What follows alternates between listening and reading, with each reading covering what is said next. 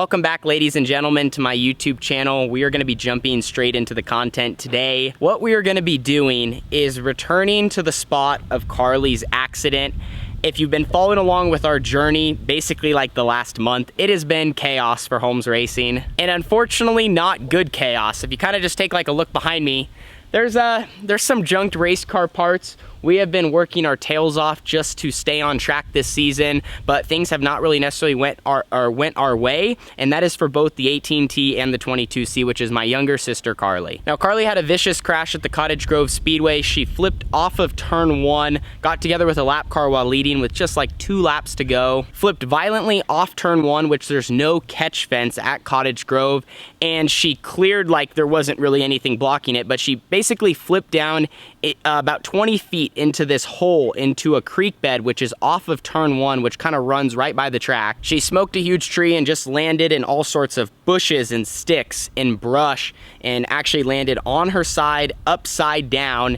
And then after about 3 to 5 minutes, they were able to get her flipped back over. Immediately we knew she was injured because she was complaining about so much pain and she could not get out of the car under her own power, and specifically like in her upper back. We got her to the hospital, and later we found out that she fractured her T3 and T4 vertebrae up kind of back here. And now that it's about a week and a half after the incident, she's doing much better. She's back home, she's recovering, she's starting to be able to move around a little bit and have fun riding her scooter. We got her a 3-wheeler so she could kind of be more mobile and move between the house and the shop. But basically in today's video, I'm gonna be returning to the scene of the accident to give you guys some more context on where she landed, show you it, because it all happened at nighttime, so you literally could not see, like all the brush and everything just would not let light into where she was, or where she landed. And I'm hoping this really adds some context to the situation of maybe what injured Carly and how dangerous this really is, and how they probably need to do something to not let another car land where Carly landed, because it is literally, like I said, 15-20 feet down in a hole, and there's so many things that could have injured Carly, that could have came in the cockpit while she was flipping violently down that direction. So let's head up to the Cottage Grove Speedway, and I'm gonna kind of help you guys understand how it all happened. Okay, so to give you guys a little perspective on where we are at right now, this like little field behind me, this is the Cottage Grove Speedway parking for all the fans and spectators. So they all park over here in this green grass, and then you walk over this direction, and then on the other side of this creek would be the grandstands, and then the speedway would be like right here. And then if you turn, you have the campground over this way, which is also for fans and spectators. And this right here would be the spot where Carly landed. She came in from that opening up there and approximately landed with this tree actually on top of her. So it's kind of nuts checking this all out in the daylight, because there's so much that we see now that you didn't see then. You can imagine like how dark this was, you know, I mean, there's trees everywhere. Cottage Grove's kind of dark on this end anyway, but once we got down in here with no flashlights, no nothing, and her car being black as well, I mean, she literally was hidden under this tree when the first responders got to her. And it kind of looks like actually maybe she came in and possibly hit that tree right there. You can see where it is damaged, and some of this is knocked down. All these blackberry bushes are knocked down because this is where they dragged the car out, and they basically just got a tow truck and dragged it through all the crap, and just took them a minute, and they were just hoping the winch wouldn't snap. The whole thing though is nuts to me. She would have started crashing back there, flipped through here, descended down in this area, and just hit just about everything that was in the way, from trees and blackberry bushes and all this stuff. And the whole thing is just crazy. It happened so fast, and from where we are standing down in 3 and 4, you know, watching the races, I thought Carly just flipped and she was sitting up here in the dirt. It wasn't until like 15 minutes later when we rolled up, all of a sudden I was with my friend Johnny Burke. We rolled up to about right here where I'm standing. I'm like, where's her car at? And we looked down, and all we saw was her parked way back in here. And like I mentioned, she was on her side for probably 3-4 minutes, maybe almost 5 minutes, until they were able to get down to her, and it was much more difficult than before. And the two main things to be thankful for is, one, that we have the second opening down here that we could use, that we could access from the parking lot to get to her. Otherwise, getting her out up through towards the racetrack would have been 10 times more challenging. And the other to mention is, I guess sometimes this is full of water. So as you can imagine, if you know, there's even just 1, 2, 3 feet of water down here flowing whatever direction, doesn't matter.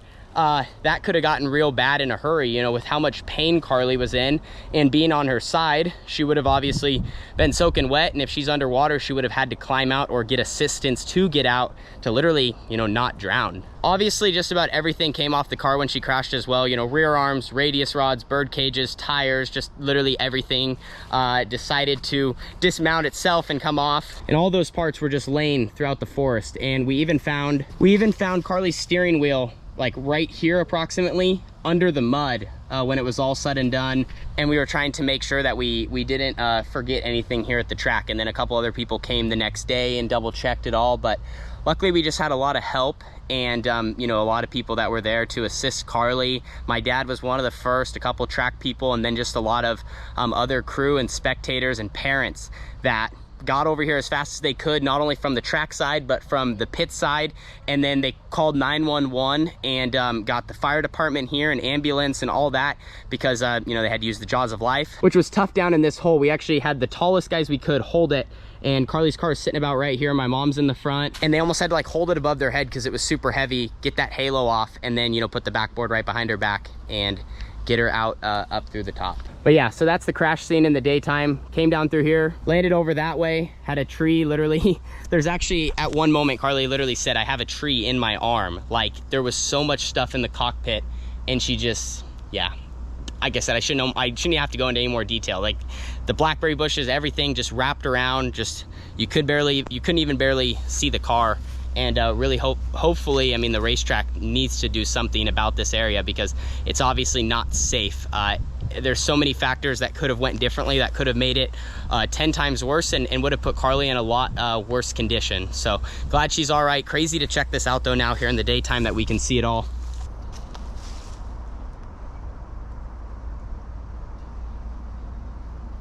Well, isn't that just crazy? I felt like it was so important to try to get back to that location for you, the viewer, and share that, as well as have that experience myself. You know, when a situation happens like what happened to Carly, I think you're almost just stunned and you're not really sure exactly what to do. You know, obviously everything is about her and how we can assist her, and, you know, what condition she's in, you know, right after the crash, and kind of just how quickly your life changes. And since it was late and so much was happening, and then on top of, you know, Carly going to the hospital, they were trying to get the car back to the trailer, and we were gonna have to find a way to somehow get it back to Southern Oregon. Like, so much happened that obviously, like, nothing got captured that night besides a couple of the clips I took of them dragging the car out, because that was just nuts. And since I started this YouTube channel almost 6 years ago, I've pretty much brought you guys along for literally every night of our journey. You have not missed a beat. The highs, the lows, the crashes, the mistakes, the big wins, like, it doesn't matter. We bring you along for everything. So I feel like in this situation that we are now in, it's important to continue that, and I didn't want to, you know, put this aside regardless of what happened, just all about the right timing and whatnot. So that's why I wanted to go back to the spot. I really wanted to share that with you, because I think it's valuable for you, the viewer, to know exactly what happened, what Carly went through, and also now maybe what changes could be made to prevent that from ever happening again. And so that's how we're gonna end the video. What do you guys think Cottage Grove Speedway needs to do? I personally think there just needs to be something to block that area. Maybe some would disagree with me. I think I saw a couple comments on the other side of it, but I think if there was a catch fence there, we'll never know for sure, but I would say 95% sure if there was a catch fence or something blocking that area, that the crash would have had a much better outcome. Even if Carly would have hit chain link and gotten stuck, and maybe even just like went through it a little bit and got hung up, like, it still would have been a better outcome than flying all the way into a tree and then dropping straight down and just KOing everything in the way. And I'm an honest guy, I can't sugarcoat it. I just think that something has to be done for future races there, because this was very, very scary. And I said it, I don't need to say it anymore, but it just could have went so much worse. Like, it could have had so much of a worse outcome.